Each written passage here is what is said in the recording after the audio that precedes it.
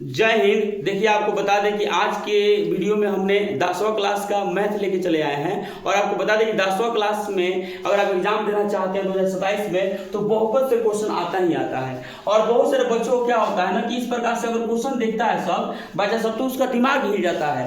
इस प्रकार के क्वेश्चन को बच्चों को समझ ही में नहीं आता है। तो आज की इस वीडियो जो है आपके लिए बहुत ही आवश्यक हो सकता है। जो भी बच्चे अगर 2027 में एग्जाम देना चाहते हैं, अगर 10वां क्लास में है, तो वो लोग को अब मैथ से डरने की जरूरत नहीं है। क्योंकि आपको बता दें कि बहुपद का नाम सुनते ही बहुत सारे बच्चों का दिमाग हिल जाता है, बहुत सारे बच्चे डर जाते हैं। इस प्रकार से क्वेश्चन देखते हैं तो बच्चों को समझ ही में नहीं आता है। तो आज के वीडियो में हम आपको जानेंगे, आज के वीडियो में हम आपको बताएंगे कि चर क्या होता है, अचर क्या होता है, गुणांक क्या होता है, पद क्या है और घात क्या है। इसके बारे में आज के वीडियो में हम लोग क्या करेंगे बाबू, जानकारी लेंगे और आज की वीडियो में हम जानने का प्रयास करते हैं। आइए बाबू देखो ध्यान से। सबसे पहले बाबू हम एक समीकरण यहाँ पे लिखते हैं। आइए देखिए, यहाँ पे 2x² प्लस 8x प्लस 12 हमने ये आपको लिख दिया। जैसे मैं इसमें आपको पूछूं बताइए चर क्या है, तो बाबू देखो ध्यान से, जितना भी ABCD का अक्षर होता है, A हो, B हो, C हो, D हो, E हो, जितना भी अल्फाबेट होते हैं सभी के सभी बाबू वो चर होते हैं। जैसे ये आपको दिख रहा है कुछ, इसमें अगर हम पूछ देंगे बताइए इसमें आपको बताइए चर कौन कौन है, तो सर चर ये हो जाएगा, आपका चर ये हो जाएगा, यानी x क्या हो जाएगा, इसमें चर हो जाएगा। अब आपसे हम कहा दें बाबू देखिए अचर क्या होगा, इसमें नहीं एक और यहाँ पे लिख रहे हैं, देखिए 4x प्लस 8y मैंने लिखा। अब मैं पूछूं इसमें कि बाबू बताइए इसमें कि इसमें चर कौन है, तो कहेगा सर ये x क्या है, चर है, ये y क्या है, सर चर है।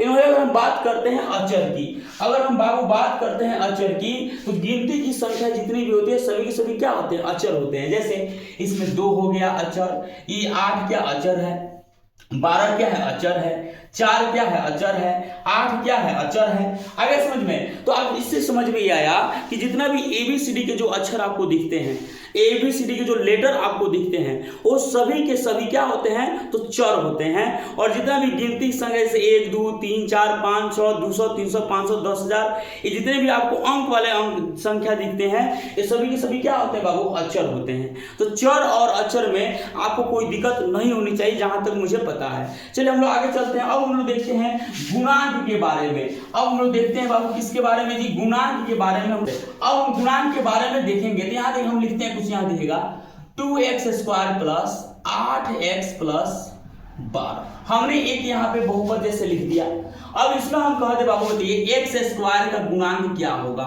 x का गुणांक क्या होगा, यही तो पूछता है बाबू। देखिए कहेगा x² का गुणांक, मतलब यहाँ x² है, इसके बगल में देखिए आपको पता है कि ये चर होता है, जैसे चर के बगल में जो अचर होता है वही गुणांक होता है। तो यहाँ x² है ना, तो x² यहाँ पे आपको दिख रहा है, इसमें पूरा में x² कौन है, यही ना है जी। इसके बगल में जस्ट कौन अंक है, 2 है, तो यही हमारा गुणांक हो जाएगा। अब मैं पूछूं x का गुणांक, तो x कहाँ है बाबू, यही ना है, इसके बगल में क्या है जी, 8 है, तो यही हमारा गुणांक हो जाएगा। कोई भी किसी को इसी तरह जो है, अगर मान लीजिए हम यहाँ पे लिखते हैं 6x² प्लस 8x प्लस 12, हम कहते बताइए x का गुणांक क्या होगा, देखिए सर यहाँ पे तो x है ना, इसके बगल में ही ना 8 है, तो यहाँ पर गुणांक हो जाएगा। अगर हम कहते बाबू x² का गुणांक क्या होगा, तो x² के बगल में क्या है, 6 है, तो यही हमारा क्या हो जाएगा, गुणांक हो जाएगा। कोई दिक्कत किसी को। चलिए अब हम लोग पढ़ते हैं। अब देखेंगे पद देखते हैं हम लोग, थोड़ा सा देख लेते हैं, हटा इसको। चलिए आइए अब हम देखते हैं पद के बारे में। जैसे हम यहाँ लिखते हैं 2x, हमने क्या लिखा 2x, ये को दिख रहा है, तो कहेंगे सर ये एगो दिख रहा है, तो बाबू ये एगो दिखेगा तो इससे हम लोग बोलेंगे एक पदी। क्या बोलेंगे बाबू, इससे एक पदी। जो एगो दिखेगा तो क्या बोलेंगे उसको बाबू, अगर एगो दिखेगा तो उससे हम लोग बोलेंगे एक पदी। अब जैसे मैं देखूँ यहाँ पे लिख देता हूँ, चलिए 4x² प्लस 8, को दिख रहा है, तो एगो और दूगो, इससे हम लोग बोलेंगे द्विपदी।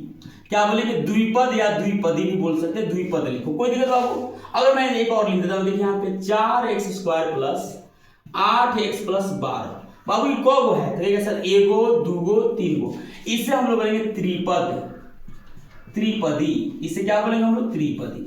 आगे समझ में, तो यही आपका क्या होता है बाबू, यही आपका होता है, इसे हम लोग एक पद बोलेंगे, इसे द्विपद बोलेंगे, इसे त्रिपदी बोलेंगे।